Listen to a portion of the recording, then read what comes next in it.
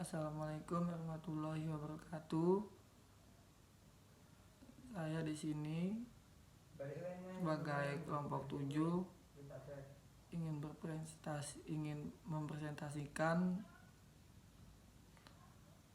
judul materi tentang wawasan Nusantara. Saya di sini sebagai moderator. Saya dan teman-teman saya sebelumnya izin memperkenalkan diri dulu. Dengan saya sendiri, nama saya Muhammad Cahyo dan teman saya Nadia Aulia, Nadila, dan Nadia Putri. Mungkin itu selanjutnya akan dijelaskan bagian-bagian materi dengan kawan saya. Dipersilakan untuk kawan saya. Assalamualaikum warahmatullahi wabarakatuh. Perkenalkan, nama saya Nadia Aulia Rahma dengan NPM 23160071. Saya di sini akan menjelaskan materi poin A dan B, yaitu tentang pengertian dan kedudukan wawasan Nusantara dan latar belakang konsepsi wawasan Nusantara. Apa sih wawasan Nusantara? Wawasan Nusantara adalah pandangan untuk menjadi bangsa yang satu dan utuh dalam satu kesatuan Republik Indonesia. Kedudukan wawasan Nusantara. Wawasan Nusantara sebagai wawasan nasional bangsa Indonesia merupakan ajaran yang diyakini kebenarannya oleh seluruh rakyat Indonesia agar tidak terjadi penyesatan atau penyimpangan dalam upaya mewujudkan cita-cita dan tujuan nasional. Dengan demikian, wawasan Nusantara menjadi landasan visional dalam menyelenggarakan kehidupan nasional. Latar belakang konsepsi wawasan Nusantara. Latar belakang lahirnya wawasan Nusantara dipengaruhi oleh banyak hal. 1. Falsafah Pancasila. Pancasila merupakan dasar dalam terjadinya wawasan Nusantara dari nilai-nilai yang terdapat dalam Pancasila. Nilai-nilai tersebut antara lain: 1. Penerapan HAM, hak asasi manusia, misalnya pemberian kesempatan dalam menjalankan ibadah sesuai dengan agama yang dianutnya. Yang kedua, mengutamakan pada kepentingan masyarakat daripada kepentingan individu dan golongan. Yang ketiga, pengambilan keputusan berdasarkan dalam musyawarah mufakat. Yang kedua, aspek historis. Dari segi sejarah, bahwa bangsa Indonesia menginginkan menjadi bangsa yang bersatu dengan wilayah yang utuh karena dua hal, yaitu kita pernah mengalami kehidupan sebagai bangsa yang terjajah dan terpisah. Yang kedua, kita pernah mengalami memiliki wilayah yang terpisah. 3. Aspek geografis dan sosial budaya. Dari segi geografis dan sosial budaya, Indonesia merupakan negara bangsa dengan wilayah dan posisi yang unik, serta bangsa yang heterogen. Keunikan wilayah dan heterogenitas menjadikan bangsa Indonesia perlu memiliki visi bangsa yang satu dan utuh. Mungkin itu saja materi yang dapat saya sampaikan. Kurang lebihnya mohon maaf, dan materi selanjutnya akan disampaikan dengan teman saya. Terima kasih. Baik, materi selanjutnya adalah wawasan Nusantara sebagai geopolitik Indonesia. Geopolitik dapat diartikan sebagai ilmu yang mempelajari politik dari aspek geografi, bukan hanya dari kewilayahannya. Negara Indonesia yang merupakan kepulauan dipersatukan juga oleh aspek lain seperti ideologi, sosial budaya, dan juga latar sejarah. Aspek-aspek inilah yang kemudian menjadi latar belakang dikembangkannya wawasan Nusantara sebagai geopolitik Indonesia. Ada 4 aspek. Yang pertama adalah falsafah Pancasila. Sebagai ideologi negara dan falsafah hidup, Pancasila juga menjadi pedoman bagi kelangsungan hidup bangsa dan negara Indonesia. Yang kedua adalah aspek kewilayahan Nusantara. Kondisi geografi Indonesia terletak pada posisi yang sangat strategis. Kondisi geografi Indonesia yang mengandung beraneka ragam kekayaan alam, berikut potensinya menjadi aspek yang melatar belakangi pengembangan wawasan Nusantara. Lalu yang ketiga adalah aspek kesejarahan. Bangsa Indonesia lahir di atas perjalanan sejarah yang sangat panjang. Secara psikologis, rasa senasib sepenanggungan sebangsa setanah air yang dimiliki bangsa Indonesia harus dikembangkan menjadi semangat yang positif. Semangat kebangsaan yang telah dibangun susah payah oleh generasi terdahulu harus tetap dipelihara dan dipertahankan oleh generasi saat ini.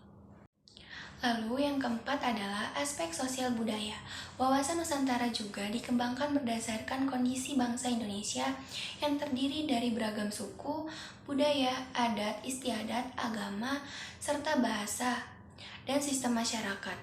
Jumlah penduduk yang besar dan terdiri atas berbagai suku bangsa membuat wawasan Nusantara menjadi hal yang tak dapat dipisahkan sebagai geopolitik Indonesia. Lalu, materi selanjutnya adalah perwujudan wawasan Nusantara. Wawasan Nusantara diwujudkan dengan mengutamakan kepentingan nasional daripada kepentingan pribadi atau golongan. Wawasan Nusantara digunakan sebagai pedoman, motivasi, dorongan, dan rambu-rambu dalam menentukan kebijaksanaan, keputusan, serta tindakan dalam penyelenggaraan negara di tingkat pusat maupun daerah.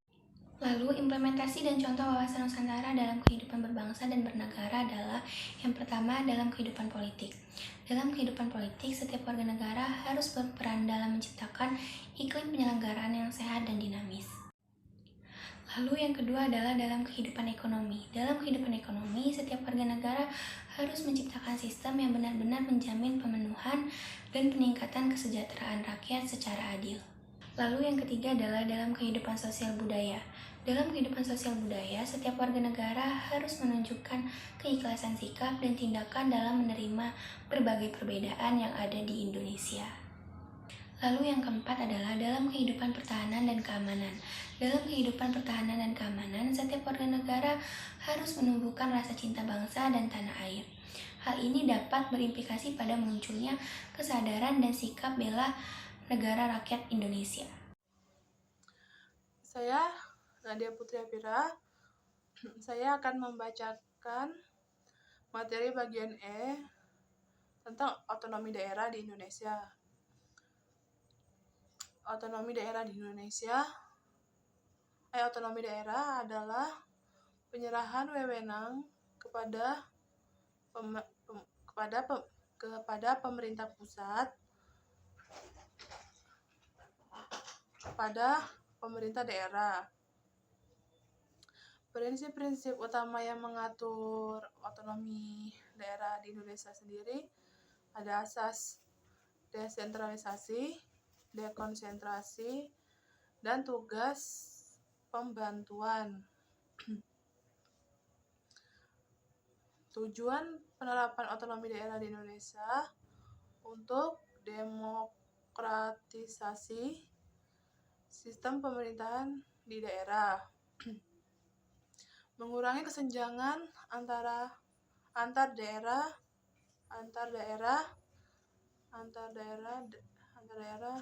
dan sebagainya.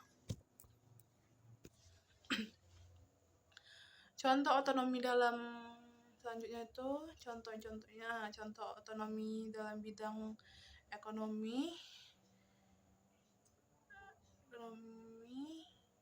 meliputi pajak, investasi dan pengembangan infrastruktur.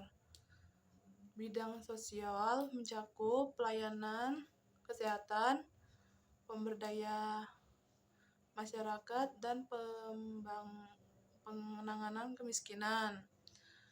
Selanjutnya, bidang pendidikan tujuannya adalah meningkatkan akses dan kualitas pendidikan dengan contoh kebijakan seperti pengembangan kurikulum lokal dan meningkatkan sarana pendidikan di tingkat daerah. Baiklah, itu presentasi tadi, dan ini kesimpulan dari presentasi yang sudah dijelaskan tadi. Wawasan Nusantara adalah pandangan untuk menjadi bangsa yang satu dan utuh dalam suatu kesatuan Republik Indonesia. Untuk mencapai tujuan nasional, maka diperlukan suatu paham geopolitik dan dikembangkan menjadi wawasan Nusantara dan diwujudkan sebagai satu kesatuan politik, ekonomi, sosial, budaya. Pertahanan keamanan kesatuan wawasan Nusantara ini dilakukan dengan cara desentralisasi dalam penyelenggaraan pemerintahan. Mungkin cukup sih presentasi hari ini. Jika ada kurang dan lebihnya, kita mohon maaf. Kita akhiri. Assalamualaikum warahmatullahi wabarakatuh.